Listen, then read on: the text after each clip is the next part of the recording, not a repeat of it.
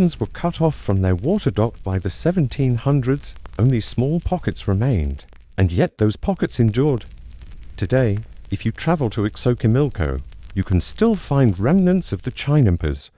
A handful of farmers continue to use them, passed down through families who remember their grandparents' planting songs. But the scale is smaller.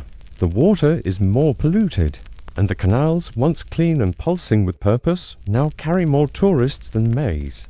Modern efforts have tried to restore them. Ecological activists, historians, and farmers alike have joined to reintroduce chinampa farming as a sustainable method in an age desperate for alternatives. After all, chinampas produced no chemical runoff, wasted no water, and needed no fossil fuel tractors.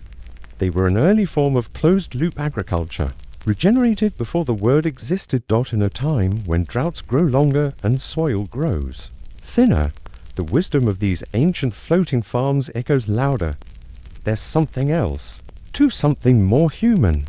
The chinampas were a model not just of farming, but of life.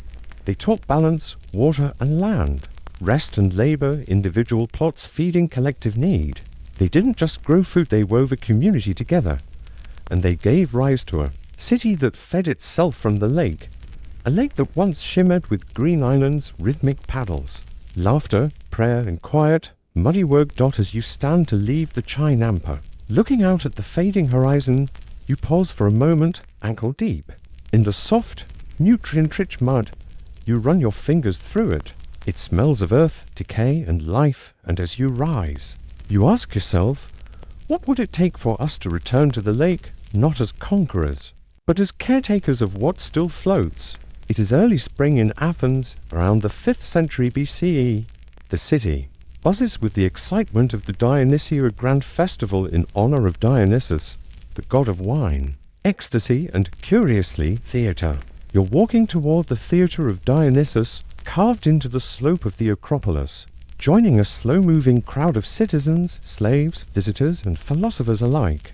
The performances won't begin for another hour, but many arrive early, not to admire the columns or the scripts, but to find a seat.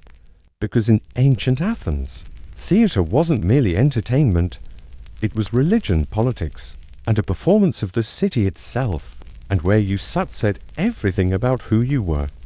The stone theater, semicircular, expansive, and open to the sky, could hold over 15,000 people.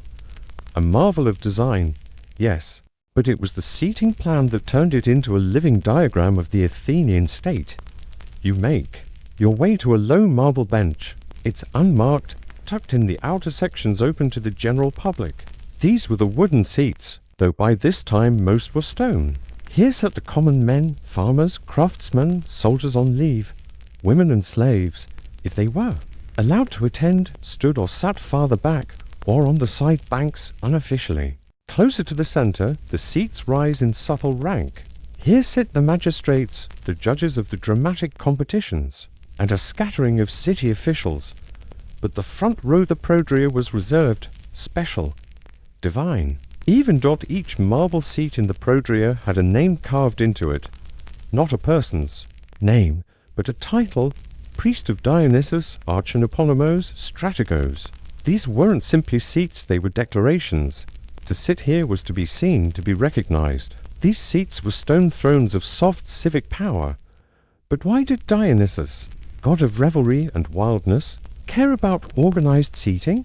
It's not that he personally enforced the seating chart, but the structure of his theater was a mirror of his dual nature. Dionysus was the god of chaos, but also of ritual.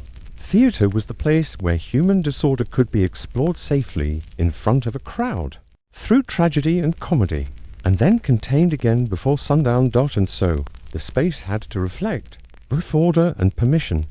Take a closer look at a reserved seat near the orchestra, the flat performance space at the center.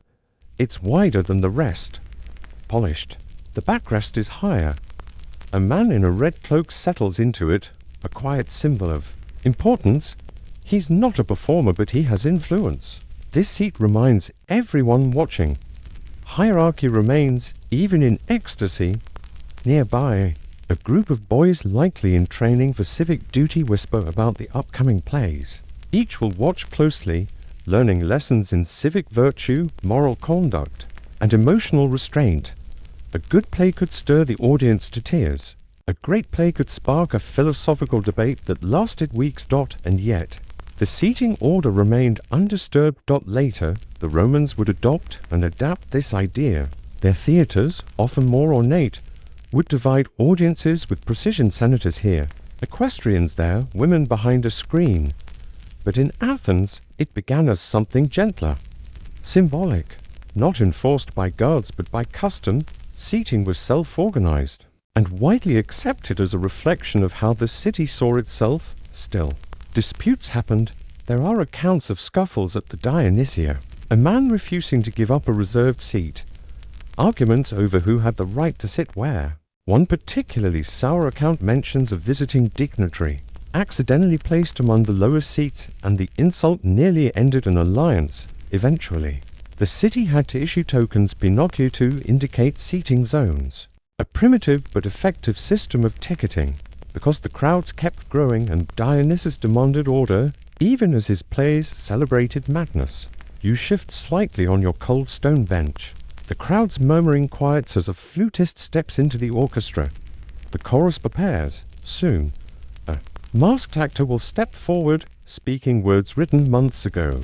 Words meant to move a city into reflection.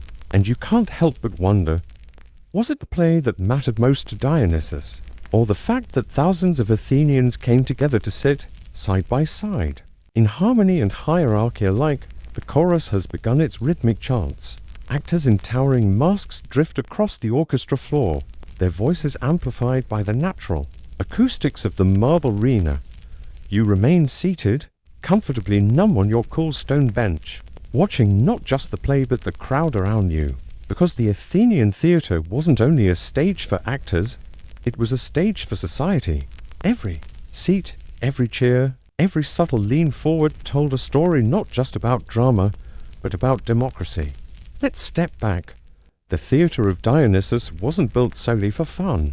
It was civic education disguised as entertainment, funded by the state, attended by citizens, judged by magistrates, and seating played a crucial role in reinforcing that civic structure. Take, for example, the Ephebos young men undergoing their 2-year military and civic training. Their attendance at the Dionysia was mandatory. They were expected to sit in specific sections. In view of the elders and instructors, the plays would test their moral compass. Would they weep when Orestes cried? Laugh when a satire mocked a crooked politician? The theatre taught them how to feel appropriately. And then there were the foreign dignitaries. Special seats were reserved for visitors from allied city-states, placing them in the honored prodria near the priest of Dionysus was. A gesture of respect, it said, "We see you, we welcome you, we place you close to the divine." This wasn't mere courtesy, it was diplomacy sealed in seating arrangements. When Athens honored a new ally or thanked a benefactor, it often gifted them prodria seats for life. These grants were recorded, displayed in stone inscriptions. One seat became a lifelong passport to public recognition, carved legacy in cold marble. But the seating system also exposed the city's tensions. In 5th century Athens, class lines were sharp, though softened by the ideals of democracy.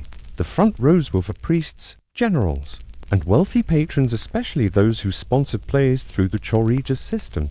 These men funded productions, paid for costumes, trained choruses. In return, they received status and better seats. Even in the theatre of Dionysus, one of the few gods who celebrated madness and freedom, there was a pecking order. An Athenian citizen in the top row might feel closer to the sky than the stage. It wasn't just where you sat, it was who sat beside you. Political factions often clustered. Philosophers too. Socrates was said to have attended the Dionysia sometimes, pacing the outer ring during performances, deep in thought. Students from different schools, the Stoics, the Sophists, the Platonists, gathered together, interpreting each tragedy through their own moral lens. Seating even reflected the boundaries of inclusion. For much of Athens' classical period, women were discouraged or outright banned from attending performances. Eventually, they were allowed to sit in the upper levels or behind a general assembly.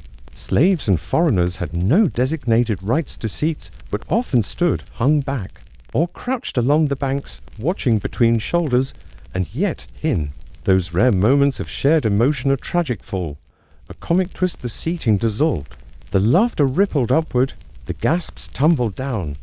For a few seconds, the hierarchy of marble and status melted into shared humanity. You notice this? Now as a particularly moving monologue begins, the actor, cloaked in dark robes and wearing a long-beaked mask, delivers a soliloquy about justice and divine punishment. All round you, people lean in. Even those in the prodria shift slightly, drawn forward. At that moment, it doesn't matter who paid for what seat, but the god of this place would have noticed. Dionysus, though associated with wine and frenzy, was also the patron of masks, the master of revealing truths through disguise. In theatre, people could shed the boundaries of their identity just for a time, and that's why seating mattered. Because once the masks came off, once the applause ended, everyone returned to their roles, back to soldier, slave, priest, and politician. The seating ensured the return to order. You glance down at the stone beneath you, worn smooth by generations of Athenian backsides. How many ideas were sparked here? How many judgments formed? How many whispered conversations about politics, love, or the gods? And you wonder, was the theatre truly a place to escape the world? Or did it just hold up a polished mirror, row by stone row, asking each citizen to see themselves more clearly? The final act has ended. The chorus has bowed. The actors have unmasked. And slowly, the audience begins to rise, stone by stone. Cloaks are gathered, sandals retied. Murmured opinions exchanged in the slanting late afternoon light. But you remain, seated, still on your cool marble bench, watching the theatre empty around you. Now you can see it more clearly, not just the architecture of the theatre of Dionysus, but the architecture of its meaning. The rows in their curve mirror the city itself. The center, the stage, is where drama unfolded. Around it, the people, structured, layered, bound together by stone and social code. And at its heart, always Dionysus. But what happens when the crowd is gone? Let's imagine. The priest's seat sits empty, the name etched faintly into the marble. The front rows, once filled with military cloaks and civic officials, are bare. In the higher rows, discarded husks of figs and olive pits are all that remain. The benches themselves seem to exhale, relieved of duty. This is the quiet that came after the city spoke through its stories. And yet, in that quiet, a few workers remain sweeping the stones, resetting offerings at the small shrine tucked beside. The skiing, the stage building. One bends to trace a finger over a worn seat inscription. Half eroded, it belonged to a Choragos, a wealthy patron of the arts, now forgotten. There's something humbling about it. For all the power of those seated, in marble thrones their names erode, their performances fade, the thunderous applause, gone. What remains is the theatre itself, the structure, the seating, the simple shape that held human complexity.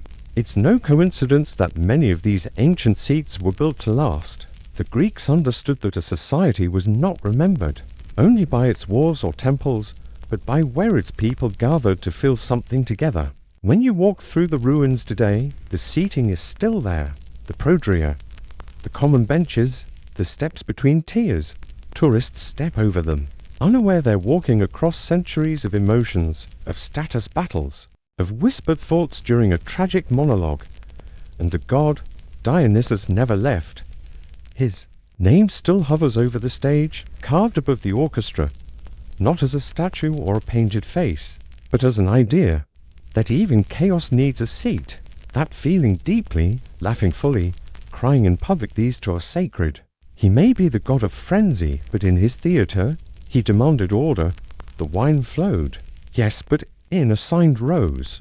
The obsession with seating wasn't pedantic, it was purposeful, a way to protect the sanctity of shared emotion, to ensure that, when the story unfolded, every citizen, rich or poor, native or foreign, would have a place in the tale. And so, as you finally rise from your bench, stretching your back, stepping away from your hard-earned seat, you leave with A question that lingers longer than the echo of a chorus line. Do we still build spaces where feeling deeply together is seen as sacred?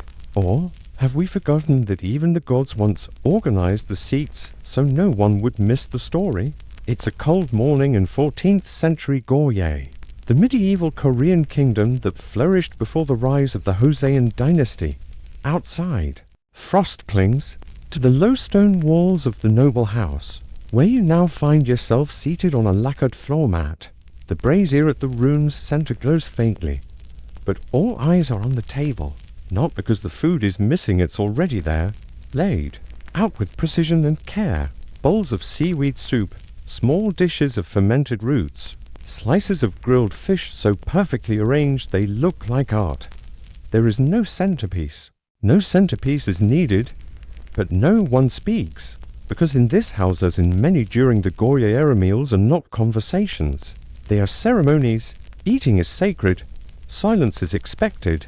Every sound, from the clink of a spoon against porcelain to the sip of barley tea, has a meaning, or a consequence. To understand why silence ruled the dining room, we must understand what food meant in medieval Korea. In this era, Confucianism had begun to deeply influence court etiquette, especially among noble families and scholarly households. Meals were not moments of casual pleasure, they were structured reflections of the moral order. Eating was about restraint, balance, and respect. The body was a temple, and what entered it required discipline and intention. You glance across the table. A younger son is carefully scooping his rice, right hand only, spoon angled just so. He pauses, perhaps listening for the faintest slurp from a sibling. None comes. Even a small noise would draw a glance from the family elder, whose own spoon moves with deliberate grace. At the head of the room, the family matriarch leads the silent procession of flavors. She sets the pace not with words but with action. Her eating speed, her gestures, determine when others may begin each course. No one eats before her. No one finishes before her. It's not oppressive, it's ritual. The structure of meals in the Goryeo period followed unwritten but widely understood rules. Soup was served first, warm and soothing to prepare the stomach. Then rice, then side. Dishes bunched and arranged in odd numbers, typically 3 or 5. Spicy or pickled vegetables, lightly salted seafood, thin egg pancakes, dried anchovies sautéed with sugar and sesame oil. Each dish had its function, to warm, to aid digestion, to stimulate, to balance, and each person had a responsibility to eat them in harmony, never overindulging in one over another. To do so would show poor upbringing or worse, weak moral fiber. Even posture mattered. Back straight, elbows in, feet tucked under or placed neatly to the side. Chopsticks were not to be waved or used for gesturing. They were tools of nourishment, not communication. Speaking of communication, silence didn't mean coldness, it meant presence. A good meal was one where nothing needed to be said, where the food spoke through its temperature, its textures, its aroma, where gratitude was shown not with words, but with restraint, not wasting, not leaving scraps, not hurrying. It's in this silence that you begin to notice something extraordinary. How quiet amplifies awareness. You feel the steam rising from the soup. You hear the soft pull of chopsticks, separating a slice of lotus root. You even notice the rhythmic timing between bites, how the entire table seems to breathe together. In spoonfuls, this was no accident. Goryeo nobility believed that meals taught in order. Children were evaluated on their dining behavior. Prospective son-in-law were watched at family meals before marriage discussions. A person who could not eat quietly was not yet civilized. Even in monasteries where meals were entirely silent, the monks believed the act of chewing and contemplation brought spiritual clarity. Some meals included silent prayer between courses.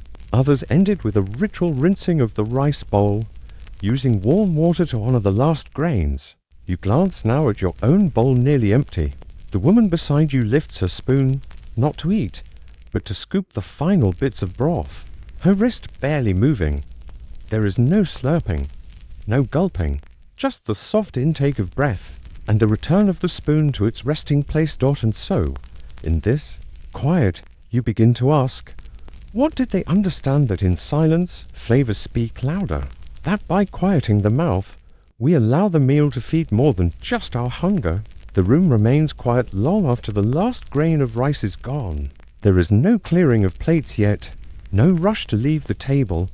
Meals in the Goye period especially, among the upper class, were not only about nourishment, they were about order, about understanding one's place, one's rhythm, and one's role within a family and, by extension, the wider society. You continue sitting in the warmth of the sunlit chamber, quietly watching the final stages of the meal unfold. The servants arrive to clear the dishes, barefoot and wordless. Their movements are as rehearsed as any royal ceremony, gentle. Hands, cloth-wrapped bowls, no clatter, no rush. This part of the meal